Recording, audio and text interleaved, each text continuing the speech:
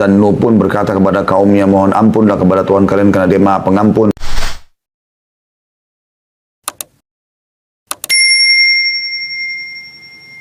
Nah, teman-teman sekalian, meminta maaf, ya, berjanji tidak akan mengulangi kesalahan adalah sebuah hal yang sangat indah. Hal yang sangat indah. Kalau Anda berbuat salah lalu Anda mengatakan, maafin saya janji tidak akan mengulanginya. Itu luar biasa, sangat melunakkan hati orang di hadapan kita. Makanya setiap orang buat salah, dia iklankan, dia minta maaf. Nah, kalau teman-teman mengatakan maafkan saya, itu kalau kepada Allah Subhanahu wa taala sama dengan Anda mengatakan astagfirullah. Istighfar itu permohonan maafnya. Kalau janji, tulisan ikrar misalnya, atau ikrar dengan lisan tidak akan mengulangi, itu namanya taubat. Jadi kalau teman-teman gabung astagfirullah wa atubu ilaih, artinya ya Allah aku minta maaf dan aku janji tidak akan mengulanginya. Seperti itu. Nah, teman-teman sekalian, taubat ini perlu kita lakukan. Karena Nabi SAW sendiri sebagai pimpinan kita dan utusan Allah mengatakan, aku beristighfar dan bertobat kepada Allah sehari, setiap harinya 70 sampai 100 kali. Seperti itu. Apalagi kita gitu ya. Padahal Nabi SAW sudah diampuni dosa-dosanya, tapi masih seperti itu. Nah, taubat ini teman-teman indah sekali. Karena dengan taubat, maka semua kesalahan Anda dimaafkan. Plus lagi, fasilitas yang terhalang karena kesalahan Anda akan diberikan. Contoh misal Anda di kantor, Anda kerja, lalu Anda buat satu kesalahan, misalnya telat datang, atau Anda tidak menyelesaikan pekerjaan atau apa saja. Lalu cara yang terbaik adalah Anda minta maaf dan Anda coba perbaikin. Anda ajukan permohonan maaf, Anda janji tidak akan mengulanginya, lalu Anda janji juga memberikan tanggalnya atau waktunya ya, the time-nya itu akan diselesaikan. Maksud saya waktunya akan diselesaikan pada hari ini atau pada jam ini gitu. Dan ini tepati itu. Maka saya yakin nanti perusahaan akan memaafkan kesalahan Anda dan akan mencairkan semua fasilitas atau memberikan fasilitas yang sudah dijanjikan. Karena Anda lakukan itu. Seperti kurang lebih itu rasionalnya orang kalau bertaubat. Seperti itulah. Allah Subhanahu wa taala memerintahkan kita teman-teman untuk selalu taubat. Ini adalah perintah dalam banyak ayat Al-Quran, gitu kan. Dalam surah An-Nur misalnya, ayat 31, dan bertobatlah kamu sekalian kepada Allah, hai orang-orang beriman, agar kamu beruntung. Wa tubu ilallahi jami'an ayyuhal mu'minun la'allakum tuflihun. Ya. Allah SWT menyuruh itu.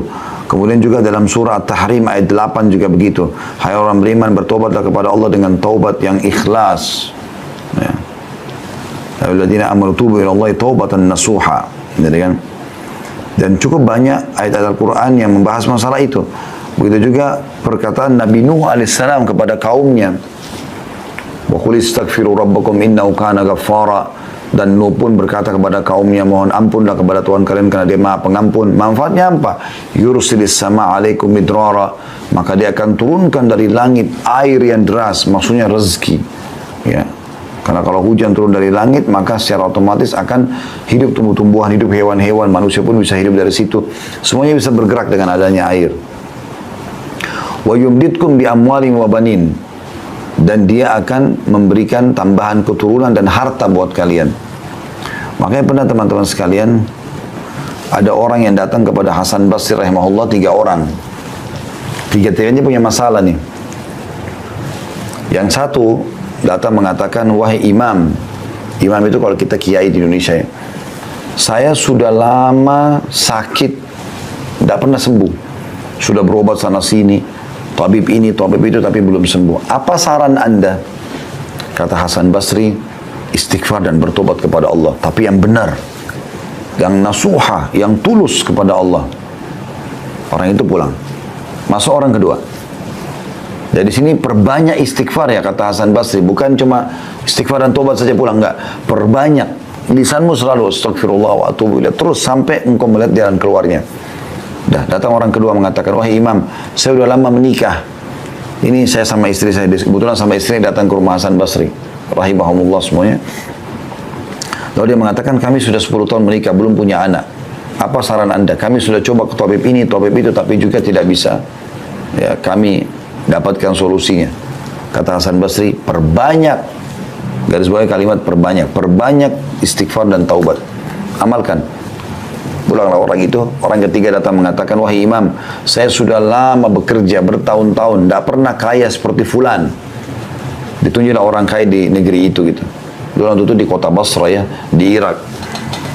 Maka kata Hasan, dan saya sudah coba kerja ini, kerja itu, tetap aja begini keadaan saya sudah sekian tahun. Apa saran Anda? Kata Hasan Basri, perbanyak istighfar dan taubat. Waktu pulang tiga orang ini, berkata pada saat itu teman-teman sekalian, murid-murid Hasan Basri, ada dalam atharnya dikatakan istrinya bertanya, kenapa Anda cuma menyuruh istighfar dan taubat padahal orang-orang ini mungkin butuh sesuatu yang lain gitu. Maka apa kata Hasan Basri, tidakkah engkau membaca firman Allah Subhanahu wa taala tadi dalam surah Nuh itu ya, Nuh berkata kepada kaumnya, wa qul istaghfiru rabbakum innahu kana ghaffara. Ya, Nuh berkata beristighfar dan bertobatlah pada Tuhan kalian karena Dia Maha menerima taubat hambanya. Yursilis sama alaikum midrara, maka Dia akan turunkan rezeki yang banyak dari langit. Wa yumbitkum bi amwali wa banin, dan Dia pasti akan menambahkan buat kalian harta yang banyak dan juga keturunan. Jadi luar biasa manfaatnya. Imam Nawawi berkata rahimahullah, para ulama telah sepakat bahwa taubat dari seluruh perbuatan maksiat adalah wajib hukumnya. Wajib dilakukan dengan segera dan tidak boleh ditunda. Apakah itu dosa kecil atau dosa besar? Ya, cuma bedanya teman-teman sekalian, kalau dosa kecil itu bisa diampuni dengan sholat, dengan wudu, ya. Kemudian dengan semua ibadah lah, sedekah, bakti sama orang tua, jenguk orang sakit, semua ini bisa memaafkan dosa-dosa kecil. Tapi kalau dosa besar harus taubat nasuha.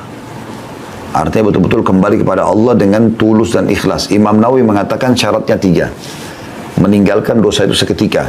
Lagi zina berhenti, lagi riba berhenti, lagi bohong berhenti. Kemudian yang kedua menyesali. Dan yang ketiga berjanji kepada Allah tidak akan mengulanginya. Subhanallah, ini tidak sulit ya. Karena meninggalkan dosa itu bisa kita kerjakan setiap saat. Menyesal ini, kata ulama, semua orang yang buat dosa, Allah akan datangkan penyesalan. Allah datangkan penyesalan.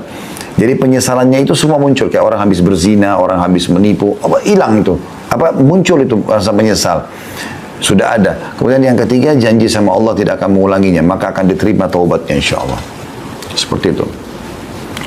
Kita tutup teman-teman sekalian dengan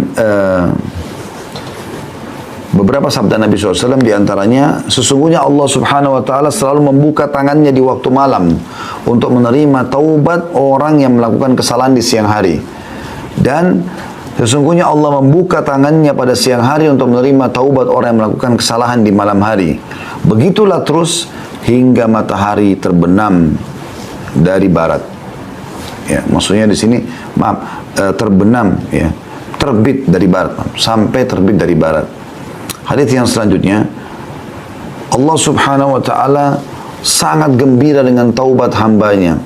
Jadi Allah ini subhanallah tidak mau kita masuk neraka, mau kita masuk surga. Makanya Dia sangat gembira dengan taubat hambanya. Dan kita tutup dengan ini teman-teman sekalian insyaallah. Kata Nabi SAW, Allah lebih gembira dengan taubat hambanya dibandingkan seseorang di antara kalian yang membawa seluruh bekalnya di atas tunggangannya. Ya, digambarkan tunggang itu zaman dulu seperti unta misalnya. Dia bawa semuanya bekalnya. Kalau Anda mungkin naik mobil di zaman sekarang, membawa seluruh harta yang Anda punya, simpanan Anda, bawa di mobil. Kemudian kata Nabi SAW, dia melewati padang pasir yang tak bertuan. Nggak ada orang, nggak ada hewan, padang pasir tandus. Dia jalan, kemudian dia capek, dia istirahat di bawah sebuah pohon. Pohon itu pun bukan pohon yang rindang. Kemudian dia tertidur, waktu dia bangun, dia tidak menemukan untanya sama bekalnya, hilang. Lalu dia keliling-keliling mencari, tidak ketemu. Pada saat dia sudah putus asa, dia pun berkata pada dirinya sendiri, saya akan kembali ke pohon yang tadi saya tidur, ya, dan saya berharap pada saat saya bangun sudah mati. Maka Nabi SAW mengatakan dia pun kembali ke pohon itu, lalu dia tidur, ternyata pada saat dia bangun, dia temukan untanya sama bekalnya semua ada di depannya. Bagaimana gembiranya orang ini karena dia bisa melanjutkan kehidupan. Allah lebih gembira dengan taubat hambanya dibandingkan orang seperti ini.